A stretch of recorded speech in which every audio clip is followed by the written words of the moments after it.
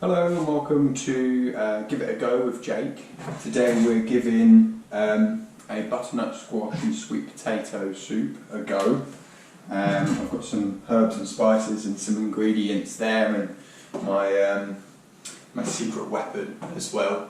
And yeah, so we'll be cooking these in the slow cooker. We're gonna go through sort of step by step what I would do. But firstly, about my channel, this is my first video. I've been inspired by a few videos on YouTube and other platforms, people trying new things or giving ingredient recipes and different things like that, and I thought, you know, why not give it a shot, you know. So first things first though, I'm going to wash my hands because I'm dealing with food, fresh food here. Okay, so quickly go through the ingredients. We've got the main one, which is the butternut squash, the main two. This is a bit dirty, so I'm going to give that a clean. Now, I know we're probably going to, well, we are going to peel it or get all the skin off, but the reason I'm going to give it a clean is because I try to utilise as much sort of offcuts from vegetables as I can to create my own stock, which is actually what this secret weapon is here. I do this because, you know, minimise the waste, and it makes really tasty stock that you can add to pretty much anything. So that's what I'm going to use with this. I'm not going to clean the sweet potato because I am going to be peeling it, and I'm not going to use any of the peelings for vegetable stock because I quickly found out that using any form of potato peelings within a stock just makes it potato water. It just completely dominates any vegetable stock.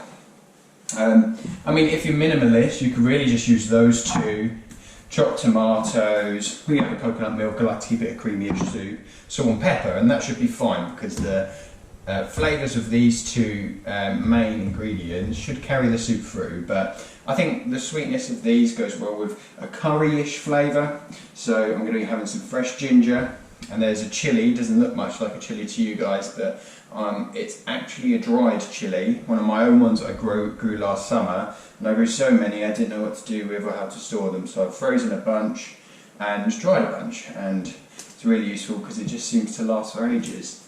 Garlic, of course, cumin. I'm really low on cumin, so I'm actually going to step in some curry powder, which you could get anywhere, any shop really, and there's always a lot of cumin in there as well. Or you could just go with that and chuck it in, whatever, it's up to you. And then I've found these in the shop, a pointed sweet pepper. I thought, well, that might be nice to chuck in as well, give it a sort of a new flavour in there. Okay, so I'm going to wash the butternut squash first, and then I'll get into the prep, and then I'll show you my slow cooker. Okay, now actually one ingredient I missed, which is a big huge ingredient that I absolutely love, I just think I missed it because I took it for granted, is an onion. In my opinion, any sort of food you're making, you need an onion in because they taste so good and they're good for you. Now, butternut squash prepping. So it's being washed, it's a bit wet, so I just want to quickly dry it off a touch because I don't want slippery hands while I'm dealing with it, because I'm going to be using a big heavy knife. Now, you do want your knives to be sharp, right? Because if they're blunt, then you're going to be hacking away or having some difficulty dealing with it. So I'm just going to quickly, mine are already sharp anyway, but I'm just going to quickly do what I need to get that a little bit sharper. Down. Okay. Now, I'm sure there are better ways to do this, but this is how I do it, and I find it really, you know, simple and easy. What I like to do is, firstly, see this bottom bit here? No one wants that, so I'm just going to cut it down like this. Like that. If you've got a sharp knife, you cut through real quick. It's dangerous having a sharp knife, so do be careful. This isn't an instruction video by any means, and you must always take care of yourself. But having a sharper knife, I find you cut your things easier and you're struggling less. And as soon as you start struggling, that's when your knife might slip and, you know, you have an accident. Next step, I'm actually going to cut it in half, like this way.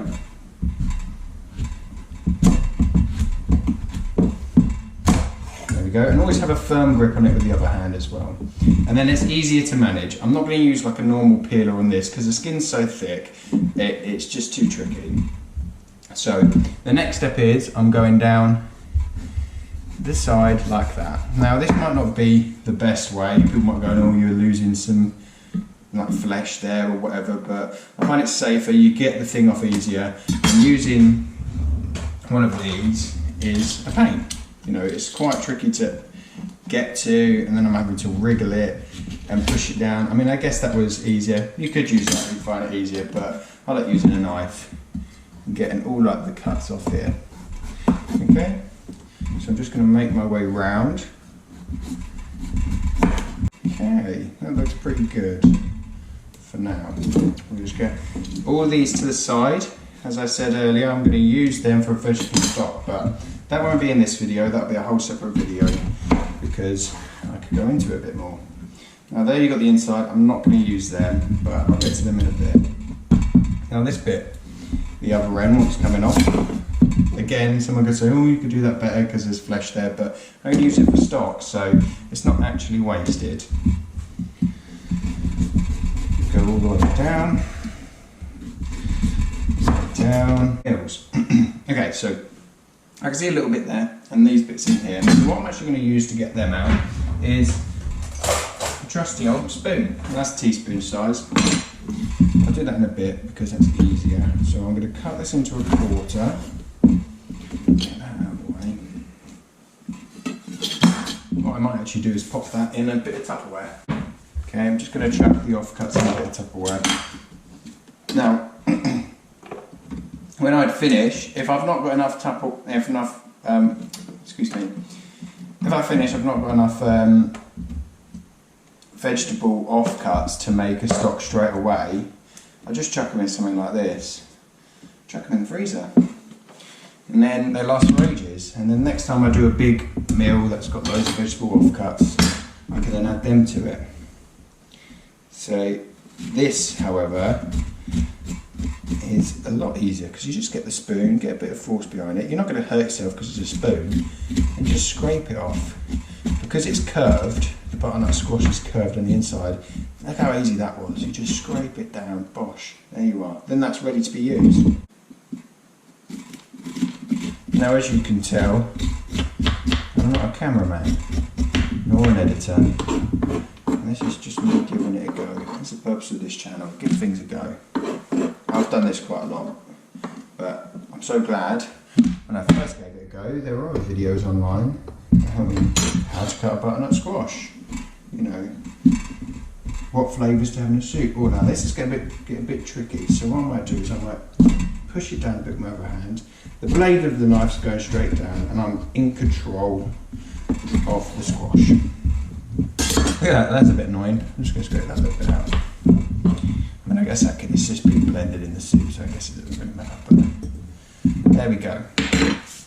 Wonderful. Now all I'm going to do now is cut these into strips. Again, be careful with your knife, make sure you've got control of it. It's sharp. We don't want to hurt ourselves. And we're not in a rush. So we're going to take our time. Right, I'm going to have a tidy up. I'm going to prep all the other veg. So with this,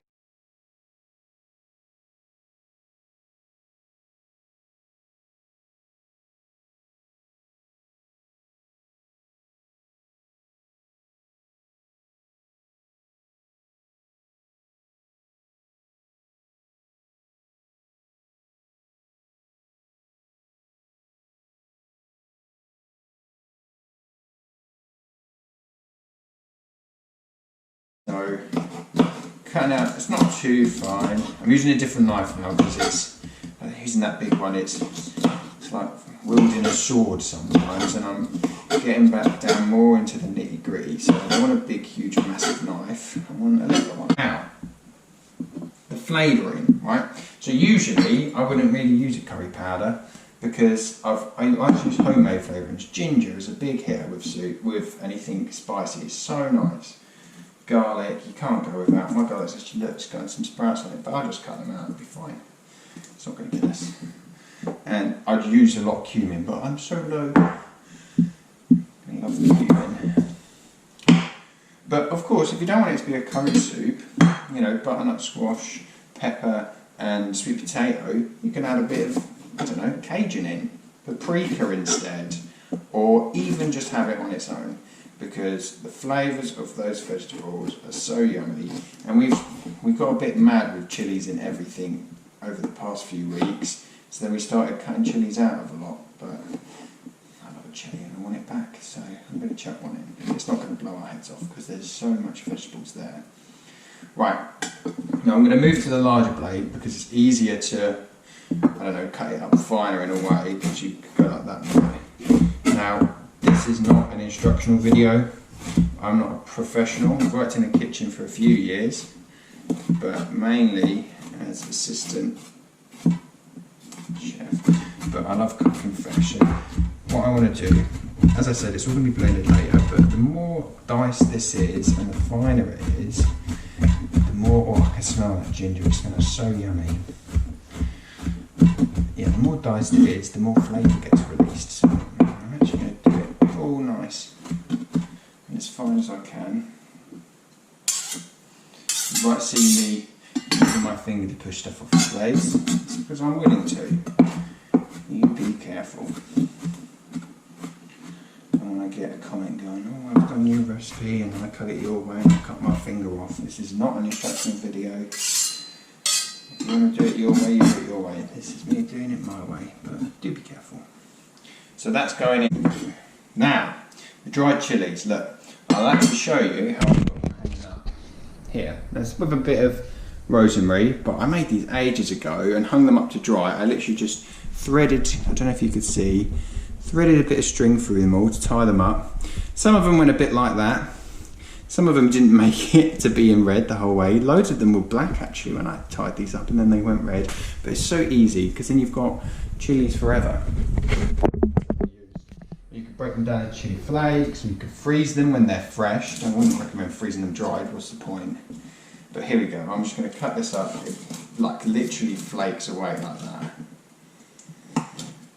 What I do want to do is make the ones that are hanging up into more chili flakes and then use chili flakes more often, but no, it's just one of those jobs that I've not gotten to yet, and that's what I need to do because I've got loads of chili flakes already. So that's going in the pot with it all. Garlic I love. I always see in recipes 1 clove of garlic, and I just automatically read that as 3 cloves. Best. But I've actually got my own garlic growing out, trying to overwinter it. Holding strong. That'll be another part of a number of videos as well, is gardening. I'm sure this video is going to be ages long, and I'm sure as I do more and more, I will refine them. And if there's anyone watching, and you have any comments to make, or advice or tips, please let me know if you've got something nice to say. Or if you've gone, oh, you know what, I'm going to give that a go, that recipe, all that making a go, and you do it. I don't know if you can upload photos onto comments of YouTube, I don't think you can. But at least describe it to me and let me know how you get on. Right, so garlic's all done. I'm actually going to crush this to release the flavour. So this big boy, got to flat that knife, just push down. Happy days. Same here, bosh. Now, again, I'm using a knife to do this, but that's because I'm confident with the knife. If you're not, use something else. A spoon. Can't hurt yourself with a spoon. Right, so I've crushed them all. Right, but the tooth fat's in. So we can get the big old boy. I'm just gonna, you can't see it from this side, but I'm just going slowly, chip, chop, chop, chop. Because it don't matter if they're too chunky, because as I said, it's all getting blended. But we want it finer, because garlic, I don't know where it come from, probably the heavens, but garlic is awesome. Right, so that's it, that's all the prep done. It's taken a while because I'm filming and talking while I'm doing it, and we're not in a rush, right? The slow cooker's out. Now, if you don't have a slow cooker, I would absolutely recommend getting one because they're awesome and you can get them really cheap from places. First thing that's going in is my stock. Now, this is a stock from Christmas. It had been frozen. It's not, I just left it all that time because it does go off after a little bit. Now, this has got all the good stuff in, the good nooch, which is Brussels sprouts, carrots, parsnips, broccoli, cauliflower, all stuff like that that this stock has been made from. So I'm just going to pour that in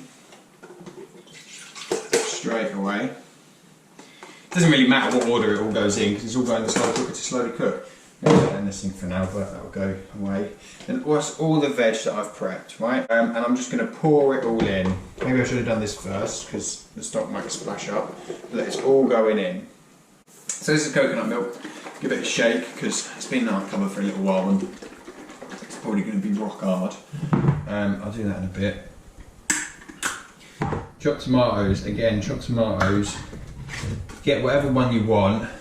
We just get like one of the least expensive ones because it's chopped tomatoes at the end of the day. But chopped tomatoes are the lifeblood of my home cooking because they're really cheap and it's tomato. What's not to like? I'll give it a good old stir. There it is. It's all, the sauce is all white because of the coconut milk. It doesn't look that appealing, but it will be when it cooks slowly. Look, actually that's golden because there's liquid all the way to the top. Now for the flavouring. This is pepper we're going. Now this is a big soup I've got here with a lot of veg in, so I'm just going to go for it. That's kind of what I do when cooking it, when using spice. Now, but I love salt, so you can see me probably, hopefully, I'm not a cameraman, but you can see me chucking it all in. Right, that's probably about, I don't know, 3 teaspoons. Cumin, I'm using the rest of that, that's barely even a teaspoon, I'd say that's half a teaspoon. Really upset with myself that I've run out of cumin, because, oh, smell that cumin, that just takes me to thoughts of a curry house. Now this is curry powder. And so a lot of this stuff I'd have naturally in there anyway, but I'm only adding it because I ain't got much other flavouring. Well, I do. I've got a lot of flavouring in here, but it's there. And don't forget, like I do go overboard, I think, with flavouring, and I did for a while, especially with chilli. But don't forget, you've got lovely vegetables in here, so you don't need to worry about it. Right, I'm actually going to leave that now. The lid goes on and the power comes on. We're setting it mode to high, so it's high heat for 4 hours, because in 4 hours time, well, it's taken a while to do this, so that'll be 3 o'clock, but we're got up late. So it's all done. I'll see you when it's done for the blending. Okay, we're back. 4 hours have passed, well, a bit longer actually. 4 hours and 40 minutes have passed. It automatically goes to a warm setting after the 4 hours are up. I didn't realise how long editing videos takes, so but it doesn't matter, it's just been sat warm, marinating. The point of the slow cooker is essentially all of the flavours of all the items you put in there just marinate and melt with each other for longer. That's what it's like. Now, the darker flakes are actually the flakes from the chili that you could probably might see in there. But you can see it's all soft. This is so soft now, you could probably crush it with a spoon. You see that happening there? You know, so it's nice and soft and ready to be blended. I have one of these. I'm not sure what they're called, but it allows you to, you know, blend it downwards like that, which I'll do now. So I've clicked that in, I've turned it on. This has a setting, which I've got on the max setting. Maybe I'll turn it around to medium, and this blade at the end just spins around. I don't think it's much of a blade though, but what I just basically do is put it in right down to the bottom and just go like that, and just keep touching it like that. Look, I'll show you. So it goes in like that, on top of some stuff, to like that, just to pulp up the big chunks. You don't want to like spin it up here because you're going to make an absolute mess, especially on nice walls. You push it down and go like that. Okay, so I'm going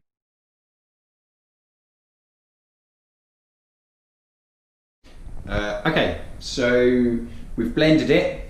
It's smooth. I've got my ladle out. Look at that. There, that's ready to be ladled into our little soup dishes. Butter up some bread, crusty roll, I'll have it on its own. Got my soup dish.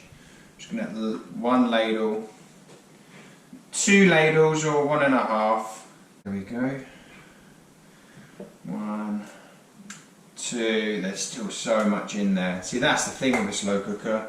You make loads of meals. So if you've got a full family, lovely lunch, or even dinner, you know, a bit of soup for dinner, healthy. But there we go. Don't know if you could see it, but lovely jubbly. 2 bowls of soup for a late lunch. Right, well, this has been Give It a Go with Jake. We've given the sweet potato and butternut squash soup a go. Hopefully you've enjoyed it, found it informative. Hopefully I've inspired you maybe to try it yourself, get a slow cooker, give it a go. You know, we'll go on to the next video soon.